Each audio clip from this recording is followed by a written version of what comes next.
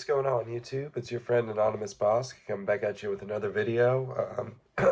Sorry, excuse me. I've been sick for the past few days, so I've been coming over that and just like a sinus-y kind of thing going on, like pressure in my nose and my head. But I'm finally feeling better today. I know I don't sound like it, and luckily I won't be singing or playing my guitar for you because my voice is completely shot. Um, but I do want to show you guys some recent books that I've got, and I want to show you guys some recent books I've read, and also at the end I'm going to show a few records too, because I love records, and recently I just went to the record store, and for the first time in a while, because I've been so obsessed with books that, records have kind of fallen by the wayside, but I was able to find ones that I'm excited about, and that are cool. I always am. If I go poke around, if I go to the bookstore, I go to the record store, you must have a pretty bad shop if I can't find something that I'm into, because I'm into a lot of stuff. Anyway, so let's go ahead and start with let's warm up with the good old usual here. I'm going to show you some books that I recently picked up. The first one I'm going to show you is a double, still in the plastic here. First one is The Man with Nine Lives. It's by Harlan Ellison. Love the cover on this one. He mastered the maze of the cosmos. The Man with Nine Lives. How cool. Yeah, this one's awesome. Wow, you know what? When I bought this, I thought that maybe it was a little expensive. And look what I found. I'm gonna have to do a check on that to see if that is really his signature. So this is, as far as I know right now, this is from 1960, and it is an ace double signed by Harlan Ellison. Did he sign on the other one? No, he only signed on Man with Nine Lives. Wow. So I don't know if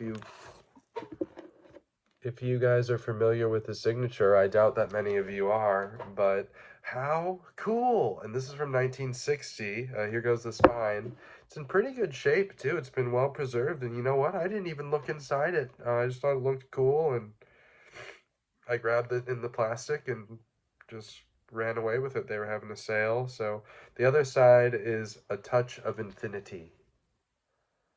A Touch of Infinity by Harlan Ellison. I've never read Harlan Ellison, but damn it, I'm about to.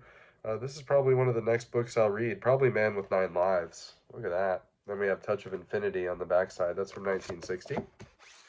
Putting that back in the plastic, dude. And I gotta go on, pretty soon, I gotta go on Google Images or something and go see what his signature looks like. That looked like it says Harlan Ellison.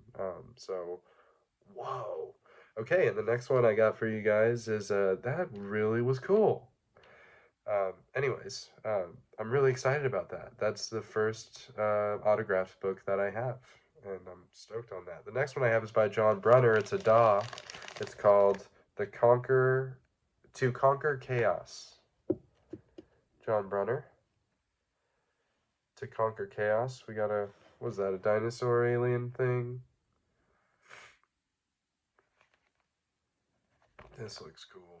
It's a DAW book. It's got a 1 on the number line from 1981. John Brunner. Here's the spine. You take a look. Pretty faded. In the back. John Brunner is really cool. I just watched, there's this series, I don't know how many episodes it is, but it's called Time Out of Mind. And I don't know if you guys, if you're watching this, you probably heard of it. They have one on Michael Moorcock. They have one on Anne McCaffrey. They had one on John Brunner, and it was cool. It's cool to see these authors and how they speak and kind of, just get a feel for who they are as people. So the next one I have is another Larry Niven and Jerry Pournelle. It's called Inferno.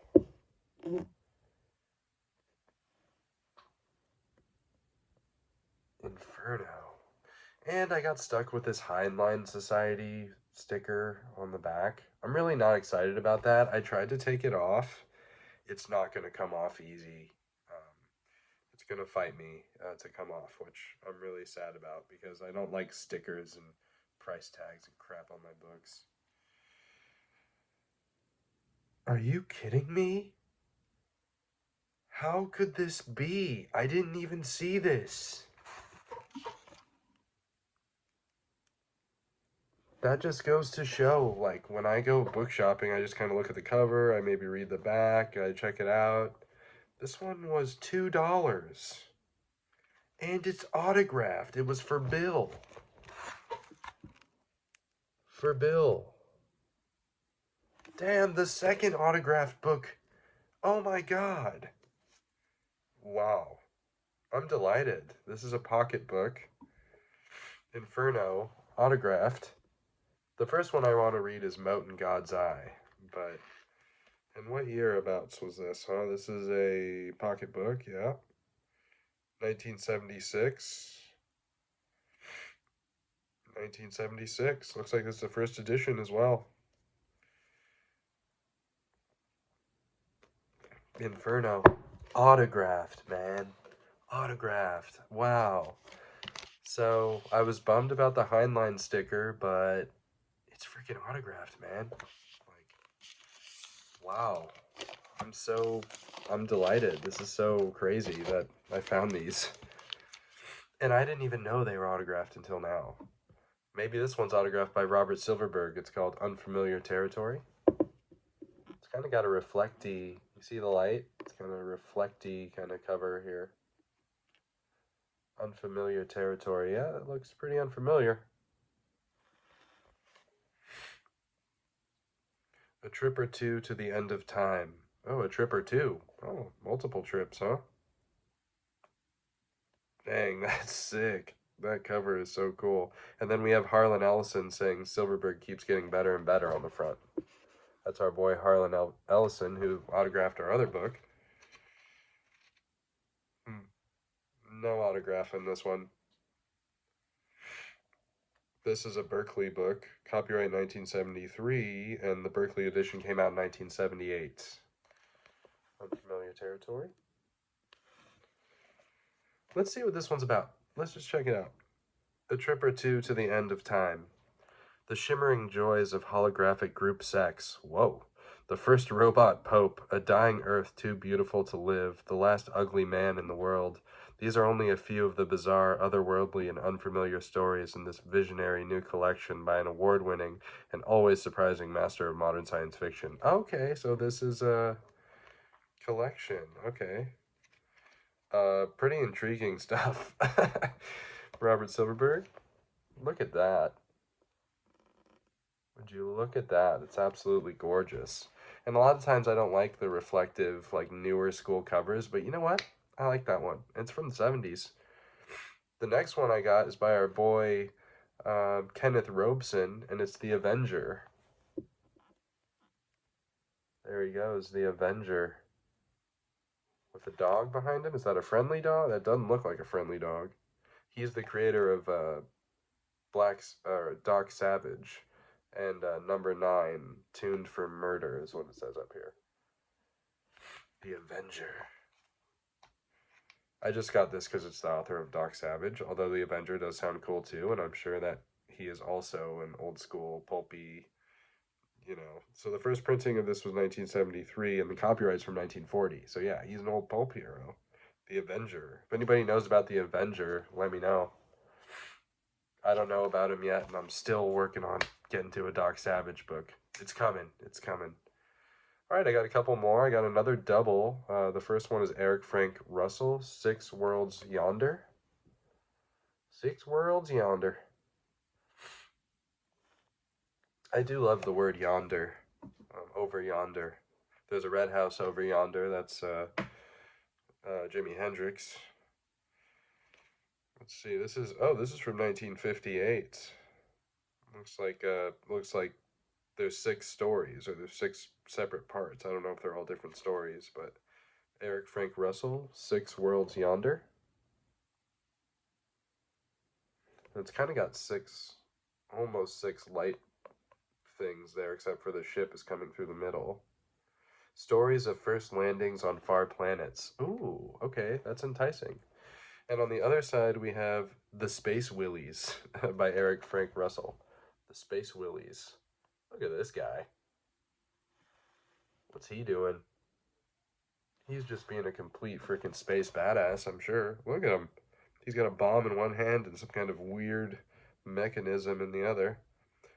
You can't keep an Earthman down. Hell no, you can't. Earthman, man. Pride. We're from the Earth.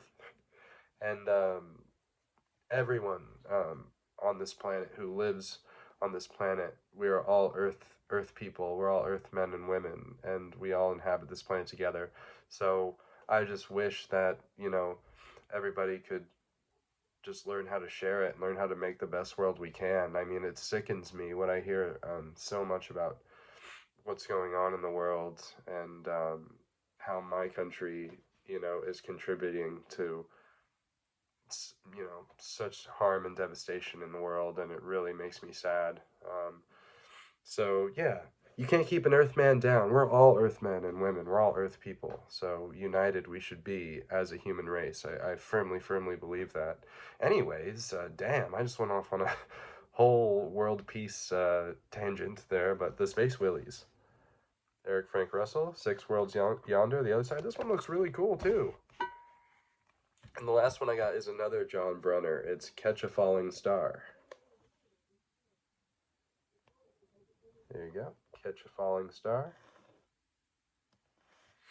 Countdown to Doomsday, it says on the back here. Goes the spine. Sorry, here goes the spine on the double. And the Avenger. And Robert Silverberg. And Inferno. On the first double. Can't see it that good in the plastic. There, maybe that's better. I should be showing the spines, because I like to look at the spines too, and that's how they're going to look like on the shelf. But so oftentimes I forget, So this is Catch a Falling Star by John Brunner. And let's see what's up with this one, huh? It's the countdown. Is it autographed? Hold on. You never know. You never know anymore. It's not autographed. I cannot believe that 2 books of this one were autographed, man. I didn't even know. What a score. So the copyright for this is 1968. Oh, there's several stories in here. Okay, Catch a Falling Star. This is going to be a compilation of stories. Let's read the back here. Countdown to Doomsday. In only 300 years, a star would pass so close to the earth that the seas would boil, the land parch, cities rise in smoke and flame, and nothing could be done to stop it. Unless people began to heed the warnings of Creowan, the catastrophe's discoverer. But in the chaotic lands of Earth, 100,000 years in the future, few men would listen, and fewer still would take action against a horror only their great-grandchildren would suffer. Oh man, you should take action against something that your great-grandchildren are going to suffer for, man. Catch a Falling Star. Give you one more look. Okay, now I want to go into some books that I've read since the new year. So the first one that I read is actually the first story out of a double that I've done. It was very short. It was The Unteleported Man by Philip K. Dick. Yeah, I got through this one in a couple of days, and it was pretty dang good.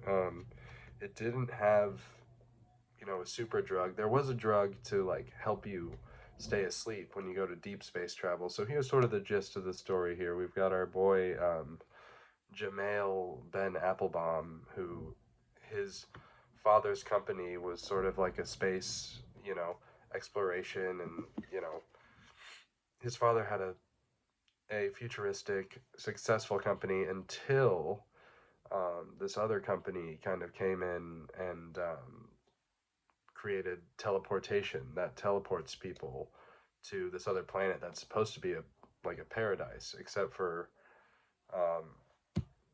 Jamail Ben Applebaum. He doesn't believe that it really is a paradise, and so the story is about his father had a ship, which is kind of like the, you know, the his father's prized possession, and he takes the ship, and his plan is to take it on an 18-year journey, because if you don't teleport, it takes 18 years to get to the planet that's in another solar system, where so where these people supposedly are. And so he's working with this company called Lies Incorporated. They're based in New York. Most of the world and the United Nations now is run by Germany. This is sort of like a thing that I guess I heard about Man in a High Castle. I haven't read that one yet, but I heard that that's kind of like, what if the Germans and like the Japanese won World War II, and like what would happen, you know? And so this one also, it's similar, like paranoia about the Germans, you know, sort of running the world, and they sort of own.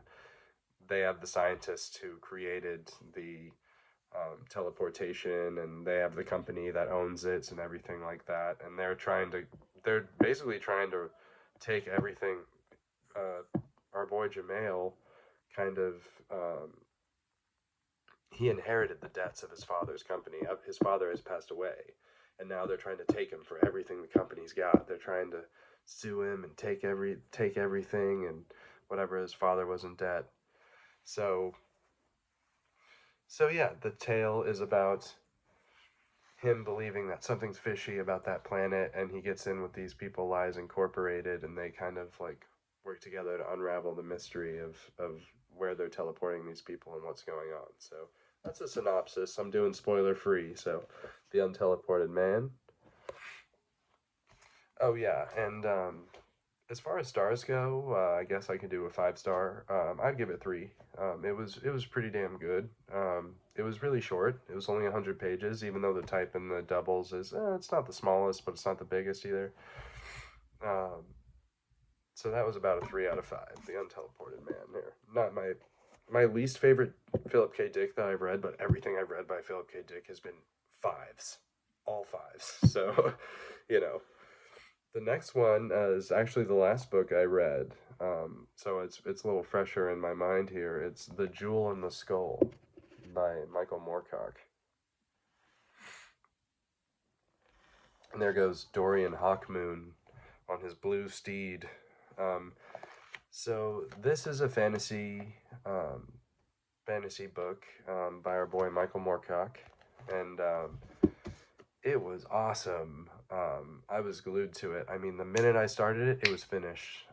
It was like boom, boom. I was so into it. It only took me a few days to read it, and because I kind of couldn't put it down. I mean, in the way it has book 1, book 2, book 3. So book 1 kind of it doesn't have Dorian Hawkmoon yet, who's sort of our, you know, who's our hero, our eternal champion, as they say. So the first one has this guy named Count Brass, and he's super badass dude. He's like traveling through in the wind and rain, and he's encountering monsters and slaying them, and like no problem. And then he gets back to his castle, the Castle Brass, and he's got his beautiful daughter there, and his best friend, the philosopher, and then his right hand man. And so he's kind of got his posse, and once he gets back, this guy comes from Grand Bretagne. Now, Grand Bretagne kind of sounds a lot like Great Britain to me, and I guess I know Moorcock is British, but anyways, Grand Bretagne is sort of like the evil empire of the earth. In this, they're trying to kill everyone and take over, you know, the entire world and like rule the world pretty much, but they can't. Count Brass's, place. They're unable to take it over because Count Brass is such a badass, you know.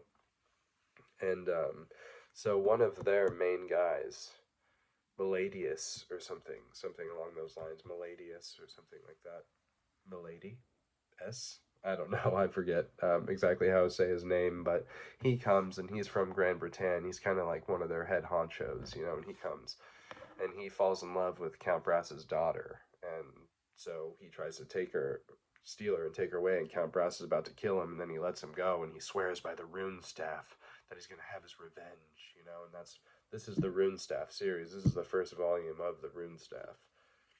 And I've been really lucky, and I have this one, and I have the next three all in DAW editions that I cannot wait to read, especially now. So, and then after that, Grand Britain is in a battle with another place, another sector called Koln, Kohln, I believe, Koln, and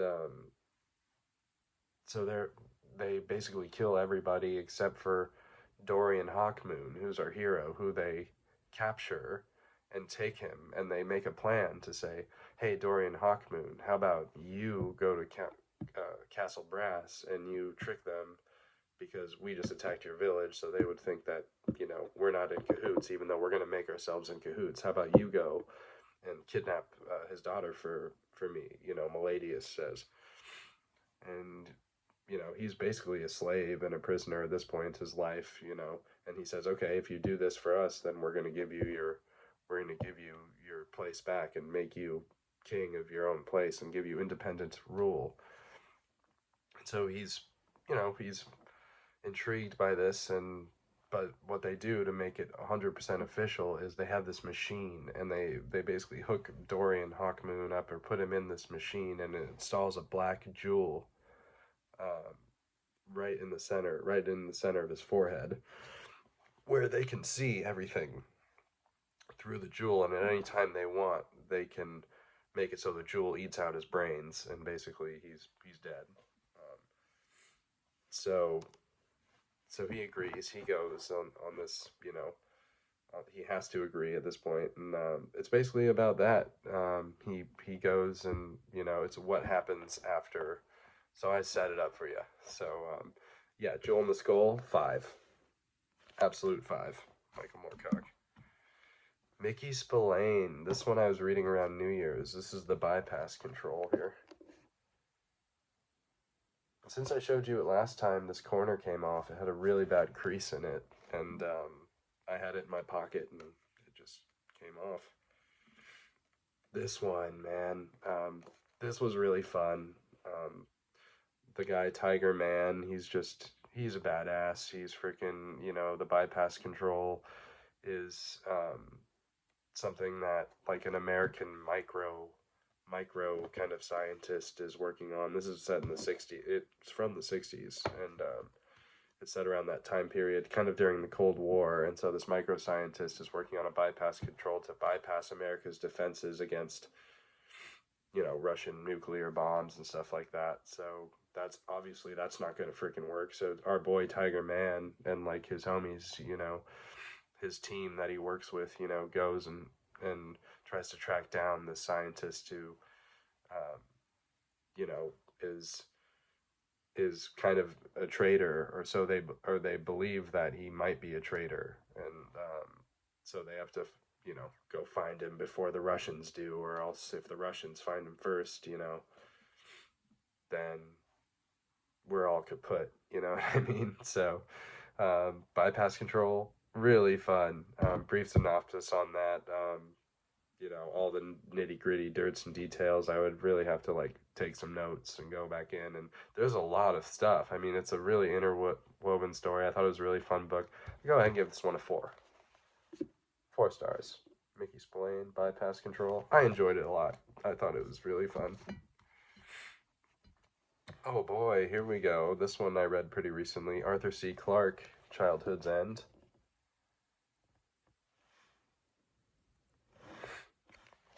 This one was really cool.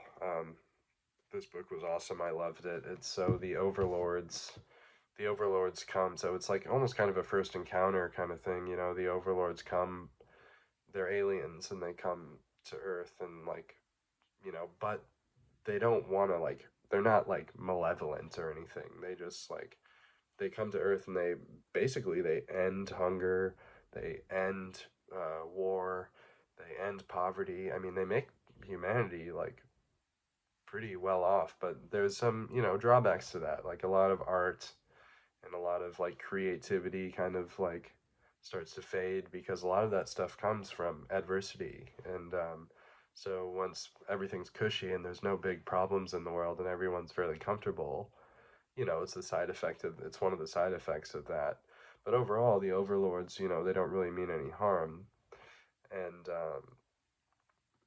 so it kind of goes in chunks. So it kind of has the first chunk where it's like the overlords first come, and then they've got like sort of a liaison between like humanity and the overlords. I forget his name, but he like talks to the overlord, the main overlord, and because only one of them communicates with the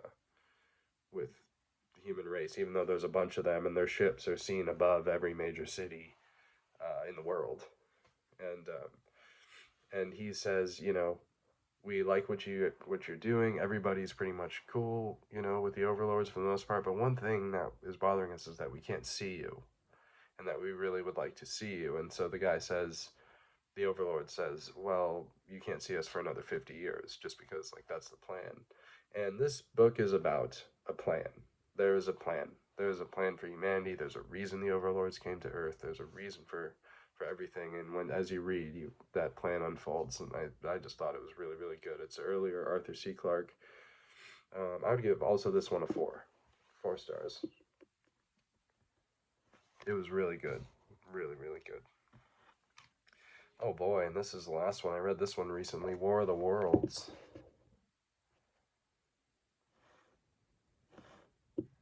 H.G. Wells. This is a classic. This was written in the 1800s.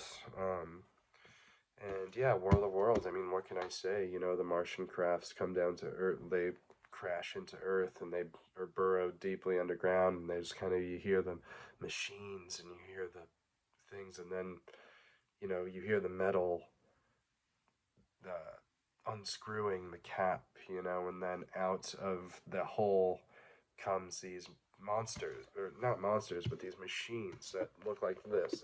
They have 3 legs, and the Martians are in there, and they have these laser heat rays that they shoot, and they basically just wreak havoc on the entire population around. And it's about the main character who is kind of trying to live his way. He like takes his wife to her sister's or her mother's or something, and then he has to go back out for whatever reason. And you know, so it's him like kind of living through this, and it's kind of apocalyptic kind of thing. War of the Worlds, fucking classic. I would definitely say, you know, it's definitely a 5 stars. So yeah, everything I read has been pretty good, pretty good. All right, so that's about all for book related stuff. So if that's what you're here for, there you go. Got a nice solid video of it. Now we go to the bonus, you know, phase of this video.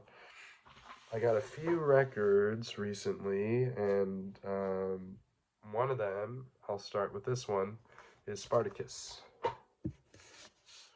The soundtrack album for Spartacus by Alex North. Spartacus was directed by Stanley Kubrick, one of my favorite directors of all time. It's got Kirk Douglas. He stars as Spartacus, and it's basically his journey from being a slave and all the way up through sort of having his own army and coming to power. And there's a really great love story. It's directed by Kubrick. I mean, shoot, man. And I listened to mostly all of these. There's a couple of them I haven't listened to yet, because I like to listen to instrumental music when I read. So this is instrumental music. Spartacus soundtrack album.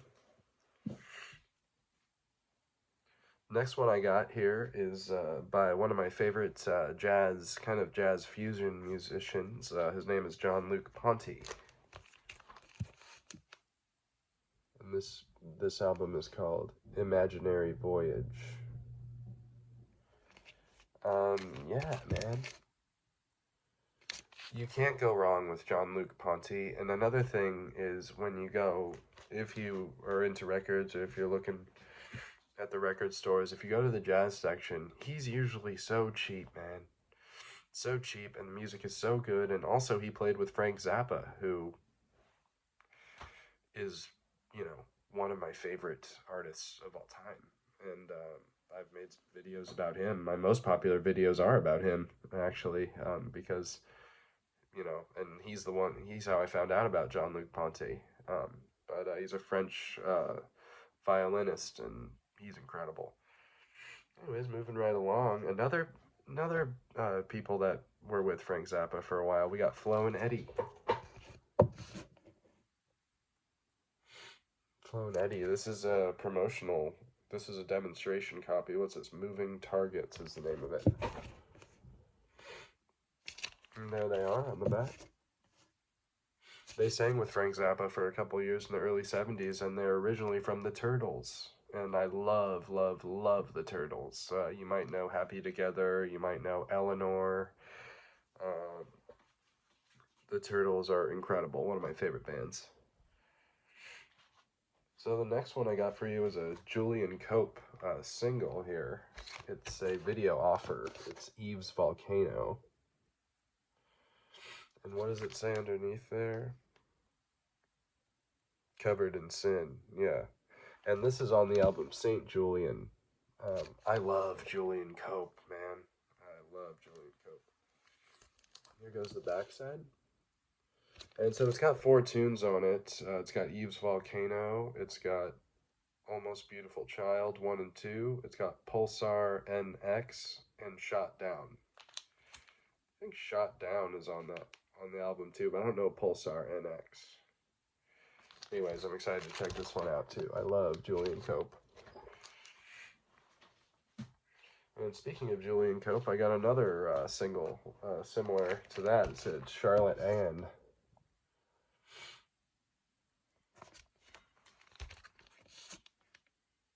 Here goes the back. One of the big reasons I got this is because he does a cover of a song called A Question of Temperature, which was originally by a band in the 60s called Balloon Farm. Go look that song up. A Question of Temperature, Balloon Farm. The Julian Cope version, I did listen to this. It's good, but it's not the original. It's not as good as the original. But I'm a huge, huge Julian Cope fan, and that's why I was happy to get this. It was pretty cheap, too. Got a couple more for you. Thanks for sticking with me. And sorry for my voice is not as nice as it usually is. I apologize for that. We got Kate Bush, Hounds of Love. This song, the first song on here, the Running Up That Hill song, I think. Yeah, Running Up That Hill.